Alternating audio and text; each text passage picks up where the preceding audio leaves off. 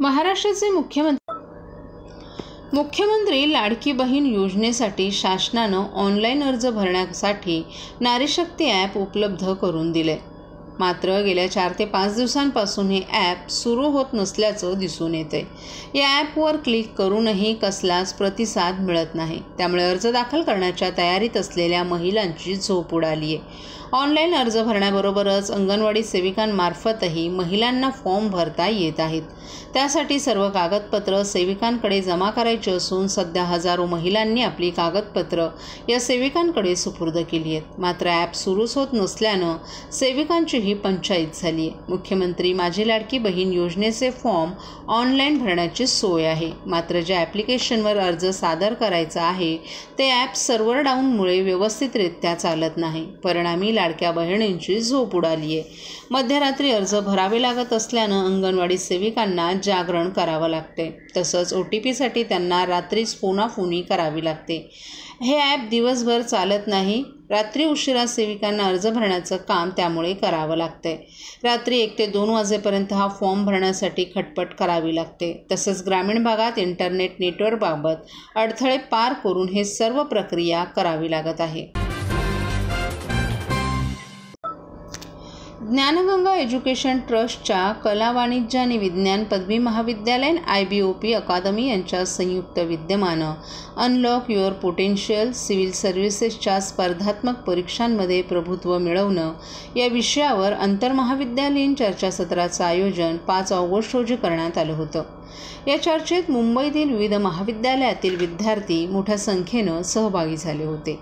विद्यार्थ्यांना लोकसेवा आयोगामार्फत घेण्यात येणाऱ्या स्पर्धा परीक्षांमध्ये उज्ज्वल भविष्य घडवण्यासाठी सक्षम बनवणं हाच या चर्चासत्राचा हेतू होता. या चर्चासत्राच्या प्रमुख वक्त्या मनीषा जंगू यांचं सर्वप्रथम सत्कार आणि कौतुक करण्यात आलं. त्यानंतर मनीषा जंगू यांनी नागरी सेवांसाठी घेण्यात येणाऱ्या विविध स्पर्धा परीक्षा, त्यांचं महत्त्व, प्रश्नपत्रिकेचं स्वरूप, त्यासाठी करावा लागणारा अभ्यास या सगळ्याची सखोल माहिती उपस्थित विद्यार्थ्यांना दिली. विद्यार्थ्यांना प्रेरणा देण्यासाठी आणि प्रोत्साहित करण्यासाठी मनीषा जंगू यांनी त्यांच्या IASच्या प्रवासातील मेहनतीचे आणि मिळवलेल्या अनुभवाचं थोडक्यात वर्णन केलं. या कार्यक्रमात ज्ञानगंगा शिक्षण संस्थेच्या संचालिका डॉक्टर अनिता पाटील मोरे तसंच संस्थेच्या चीफ ऑपरेटिंग ऑफिसर डॉक्टर वंदना शर्माही उपस्थित होत्या. महाविद्यालयाच्या प्राचार्या डॉक्टर भाविका करकेरा यांच्या समर्थ मार्गदर्शनाखाली हे चर्चासत्र यशस्वी ठरलं. या चर्चासत्रात IBOP अकादमीच्या संचालकांची सुद्धा उपस्थिती होती. त्यांनी स्पर्धात्मक परीक्षांमध्ये प्रभुत्व मिळवता येण्याकरिता विद्यार्थ्यांना मार्गदर्शन केलं. या चर्चासत्रामुळे विद्यार्थ्यांना त्यांच्या खऱ्या क्षमतांचा शोध घेण्यासाठी आणि स्पर्धा परीक्षांमधील बारकावे जाणून घेण्यासाठी नक्कीच एक व्यासपीठ मिळालं असल्याचं त्यांनी सांगितलं. आमचं ज्ञानगंगा कॉलेज कासरवडवली जिथे आहे तिथे आमचं ज्युनियर कॉलेज आहे, डिग्री कॉलेज आहे आणि हा जो मेन फेज आहे जिथे मुलांना त्यांच्या करिअरबद्दल आम्हाला सगळे ऑप्शन्स ओपन करून द्यायला लागतात. सो MPSC म्हणा, UPSC म्हणा, ह्याच्याबद्दल सगळ्या मुलांना तेवढी अवेअरनेस आहे असं आम्हाला वाटत नाही.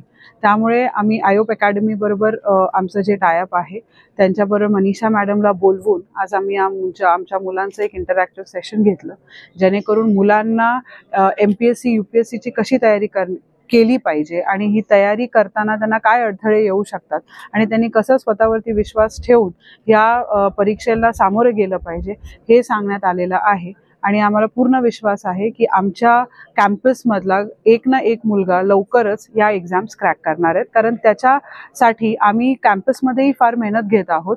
आमच्याकडे DG अकॅडमी म्हणून एक IAS ट्रेनिंग पण आहे, जिथे आम्ही या UPSC MPSC सगळ्या स्टाफ कॉमन एक्झाम्स आहेत, ह्या एक्झामसाठी मुलांना प्रिपरेशनसाठी वेगळं गाईडलाईन्स देतो, त्यांना वेगळं गायडन्स देतो आणि आम्ही वैयक्तिक पद्धतीने ह्या गोष्टीकडे लक्ष देत आहोत. त्यामुळे आम्हाला विश्वास आहे की आज ना उद्या आमच्या कॅम्पसमधला एक ना एक मुलगा हा IAS किंवा IPS लेवलवरती सिलेक्ट होईल.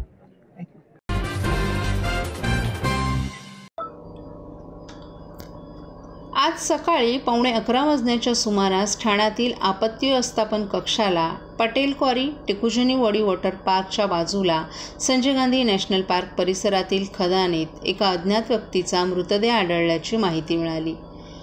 PSI सुधीर साठे यांनी या घटनेची माहिती दिली.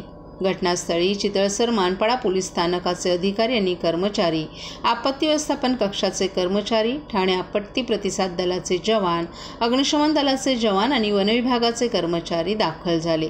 हा मृतदेह खदानीतून बाहेर काढण्यात आला असून चितळसर मानपाडा पोलिसांच्या ताब्यात देण्यात आलाय. तर मृतदेह पुढील कार्यवाहीसाठी जिल्हा शासकीय रुग्णालय येथे पाठवण्यात आला असून या घटनेबाबत पोलिसांनी अधिक तपास सुरू केलाय.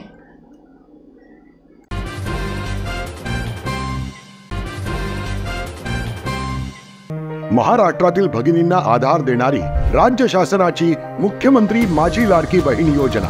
या योजनेअंतर्गत अल्प उत्पन्न गटातील 21 ते 65 वयोगटाच्या भगिनींना मिळणार दरमहा 1500 रुपयांची मदत. अर्ज करण्यासाठी 31 ऑगस्ट 2024 पर्यंत मुदतवाढ. कुटुंबाचं वार्षिक उत्पन्न 2.5 लाख रुपयांपेक्षा कमी असलेल्या महिला पात्र. कुटुंबाकडे पिवळं किंवा केशरी रेशन कार्ड असल्यास उत्पन्नाचा दाखला आवश्यक नाही. पांढरं रेशन कार्ड असेल किंवा रेशन कार्ड नसेल तर कुटुंबाचं वार्षिक उत्पन्न 2.5 लाखांपेक्षा कमी असल्याचा दाखला आवश्यक. योजनेसाठीचा ऑनलाईन अर्ज नारी शक्ती दूत ॲपवरून किंवा पोर्टलवर भरता येईल. ज्या भगिनींना ऑनलाईन अर्ज भरता येत नसेल त्यांच्यासाठी अंगणवाडी, ग्रामपंचायत, वॉर्ड ऑफिस, सेतू सुविधा केंद्रामध्ये किंवा आशाताई बचत गटाच्या CRP यांची मदत उपलब्ध. आता आपल्याला अभिमानानं म्हणता येईल, सुखी आणि सुरक्षित आहे माझी लाडकी बहीण.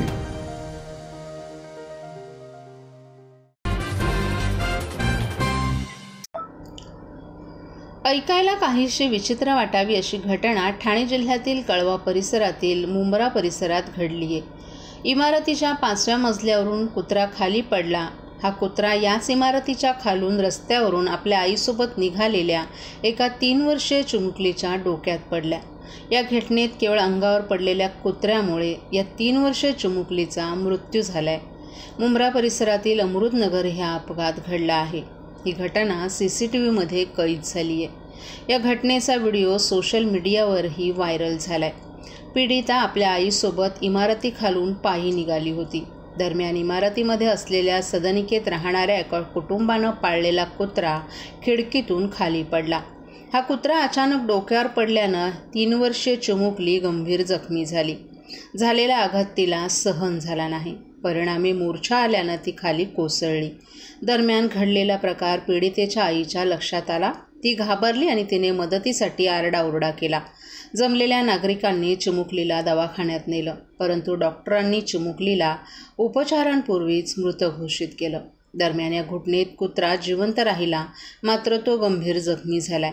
एका प्राणीप्रेमी महिलेनं या श्वानाला वैद्यकीय उपचारांसाठी रुग्णालयात नेलं आहे. या घटनेचं CCTV फुटेज सोशल मीडियावर व्हायरल झाले. या व्हिडिओमध्ये पाहायला मिळतंय की एका अरुंद गल्लीतील रस्त्यावर रहदारी आहे. लोक ये जा करत आहेत. एक मुलगीही आपल्या महिलेसोबत निघाली आहे. ही मुलगी आणि ही महिला म्हणजेच पीडिता आणि तिची आई आहे. या दोघी 5 मजली इमारतीखालून निघाल्या होत्या. दरम्यान वरून कुत्रा खाली पडताना दिसून येतोय. कुत्रा थेट डोक्यावरच पडल्यानं ही मुलगी जमिनीवर कोसळते आणि बेशुद्ध होते. तर वरून पडलेला कुत्राही काही काळ निपचित पडतो. दरम्यान काही वेळानं त्याला शुद्ध येते. तो उभा राहतो आणि लंगडत लंगडत कसा बसा रस्त्याच्या कडेला जाऊन उभा राहतो.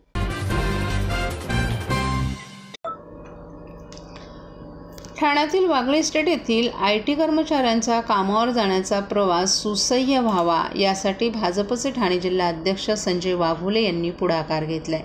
TMTच्या बसच्या सेवेत वाढ करावी आणि बेशिस्त रिक्षा चालकांवर कारवाई करावी यासाठी भारतीय जनता पार्टीच्या वतीनं BK-बिन परिसरात आज स्वाक्षरी मोहीम राबवण्यात आली. या मोहिमेला प्रवाशांचा उत्स्फूर्त असा प्रतिसाद मिळाला.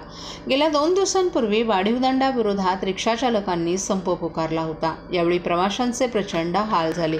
तसंच शेअर रिक्षा चालकांचा बेशिस्तपणा सुरू असतो.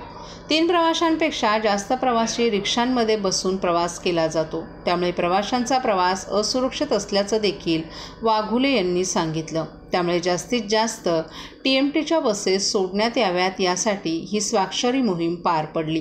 वाघोले यांच्या प्रयत्नानं 1 ऑगस्टपासून TMTच्या जादा बसेस BKBN इथून सकाळी सुटत आहेत, तर काही बेशिस्त रिक्षा चालकांनी अचानक संप करत आडमुठी भूमिका घेत प्रवाशांची कोंडी करण्याचा प्रयत्न केला. परंतु TMTच्या सोमवारी अवघ्या 2.5 तासात 35 ते 40 जादा फेऱ्यांमुळे IT कर्मचाऱ्यांना कामात पोहोचता आलं. तसंच TMTचा नफा देखील मोठ्या प्रमाणात झाला. मात्र बेशिस्त रिक्षा चालकांच्या बाजूनं बोलणाऱ्या वागळे एस्टेटमधील काही नेते आणि पदाधिकाऱ्यांनाही संजय वाघोले यांनी खडसावले. त्याचबरोबर 7 शेअर रिक्षासाठींच्या स्टँडमुळे सुमारे 200 रिक्षा उभ्या राहत असल्यामुळं सातत्यानं वाहतूक कोंडी होत असल्याच्या पार्श्वभूमीवर हा तांबा रद्द करावा, गोखले रस्त्यावरील स्वानंद सोसायटी ते मॅकडोनल्ड विरुद्ध दिशेनं जाणारे आणि ओव्हरसीट मागणी वाहतूक पोलीस आणि RTO प्रशासनाकडे केली आहे, अशी माहिती संजय वाघोले यांनी दिली आहे.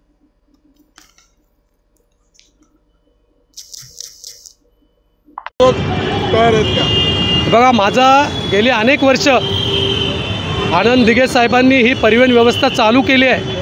महापालिकेची स्थापना झाली 1986 साली आणि दिघे साहेबांनी चालू केलेली ही परिवहन व्यवस्था आहे आणि लोकांकरता चालू केलेली परिवहन व्यवस्था आहे. माझी जे लोकप्रतिनिधी बेशिस्त रिक्षाचालकांचं त्या ठिकाणी नेतृत्व करत होते त्यांचं मी नाव घेणार नाही, कारण सभागृहामध्ये आम्ही एकत्र काम करतो. माझी त्यांना कळकळीची विनंती आहे, काही मुठभर बेशिस्त रिक्षा चालकांचं नेतृत्व करू नका. जे रिक्षाचालक प्रामाणिक आहे त्यांच्या मागे खंबीरपणे उभे राहा. त्या ठिकाणी माझ्या विरोधात घोषणा देत होते, त्या ठिकाणी शिंदे साहेबांच्या विरोधात पण काही जण घोषणा देत होते. माझी विनंती आहे की बेशिस्तपणा या ठिकाणी खपून गेला जाणार नाही. स्टेशन भागात आपण शेअर रिक्षाचालकांचा जरूर व्यवसाय करावा. आपण 3 प्रवासी घ्यावेत आणि प्रवास करावा, त्याला आमचा पाठिंबा राहील.